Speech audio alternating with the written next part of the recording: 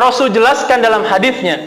Ya, sahabat yang paling terbaik siapa? Ya dikatakan qala ummuk, qala thumma man, qala ummuk, qala thumma man, qala ummuk, qala thumma man, qala abuk.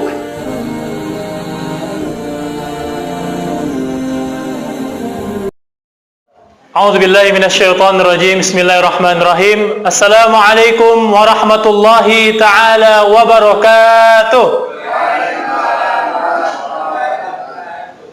Hamdan wa syukran lillah, thumma salatu wassalamu ala rasulillah, amma ba'd.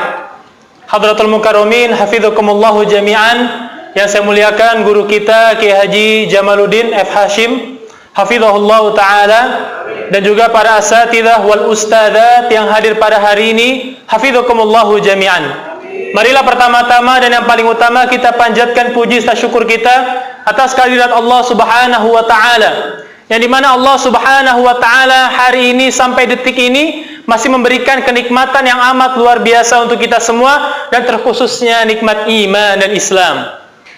Kemudian salawat dan salam kita curahkan kepada habibana kita, qudwah hasanah kita, Nabi kita Muhammad sallallahu alaihi wasallam. Ikhwatal fudhala, hafizakumullahu jami'an. Ada dua benteng yang sangat dahsyat sekali. Ketika benteng tersebut salah satunya roboh, maka tidak menutup kemungkinan akan merobohkan benteng yang lainnya. Dan ini tertera dalam ayat Allah Subhanahu wa taala di surat Al-Isra ayat 23. A'udzu billahi minasyaitonir rajim. Wa qadha rabbuka alla ta'budu illa iyyah wa bil walidaini ihsana. Dari makna ayat ini bahwasanya terlihat benteng yang pertama adalah ketika seorang hamba Allah Subhanahu wa taala senantiasa beribadah kepada Allah Subhanahu wa taala. Dari ayat yang saya sampaikan tadi, bahwasanya wa qadha rabbuka alla ta'budu illa iyyah.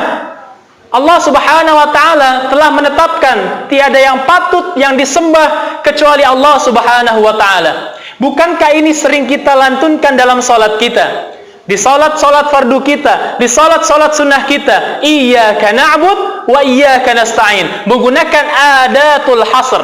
Artinya apa? Hanya kepada Engkaulah ya Rabb kami beribadah, wa iyyaka nasta'in, dan hanya kepada Engkaulah ya Rabb kami meminta pertolongan. Ketika benteng ini seorang hamba Allah Subhanahu wa taala semakin memperkuatnya, maka Allah Subhanahu wa taala akan memberikan kepada dia yang namanya makhraja, yang tadi disampaikan oleh Ustaz Zakwan. Wa may yattaqillah yaj'al lahu makhraja. Terkadang kita nggak tahu apa maksud dengan takwa di sini. Karena maksud takwa di sini sebagian para ulama menyampaikan yang dimana dia berusaha menjalankan perintah Allah Subhanahu wa taala dan berusaha menjauhi larangan Allah Subhanahu wa taala. Itu benteng yang pertama ya ibadallah. Dan celakanya ternyata benteng pertama ini sebagian kita banyak yang menyepelekan. Oleh karena itu di atas mimbar ini saya memberikan nasihat buat diri saya pribadi dan umumnya buat kita semua. Mari sama-sama kita rangkul saudara-saudara kita. Agar apa? Agar kita semakin dekat kepada Allah Subhanahu wa taala. Benteng yang kedua ya ibadallah, ternyata Allah sampaikan wabil walidaini ihsana. Maksudnya apa? Wa qadha bil walidaini ihsana, dan Allah Subhanahu wa taala juga telah mewajibkan apa? Telah menetapkan apa? Bahwasanya berbuat baik kepada kedua orang tua. Yang uniknya Allah sampaikan dalam ayat ini dengan kata al-walidan. Kenapa yang unik di sini? Karena yang unik di sini adalah peranan al-walid. Ya, walaupun sebagian para ulama bahasa yang menyebutkan al-walid wal walidan di sini adalah baik bapak dan ibu, tapi lebih spesifikasinya Rasul jelaskan dalam hadisnya. Ya, sahabat yang paling terbaik siapa? Ya dikatakan qala ummuk, qala thumma man, qala ummuk, qala thumma man, qala ummuk, qala thumma man, qala abuk. Ya, jadi 3 kali ibu kita disebutkan di dalam hadis Rasulullah SAW, karena masya Allah tabarakallah peranan yang amat luar biasa seorang mujahidah yang dimana dia mengandung anak ya 9 bulan kurang lebih. Ketika dia melahirkan, disitulah terlihat bahwasanya perjuangan seorang ibu yang sangat luar biasa. Apakah dikatakan ayah tidak berjuang juga? Betul, berjuang. Bahkan Allah tegaskan, Rasul tegaskan dalam hadis yang lain. Apa itu?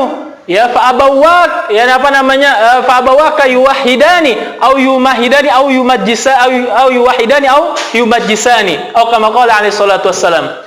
Yang dimana apa? Peranan ayah yang paling utama adalah bagaimana dia cara mendidik anaknya, ya ibadallah.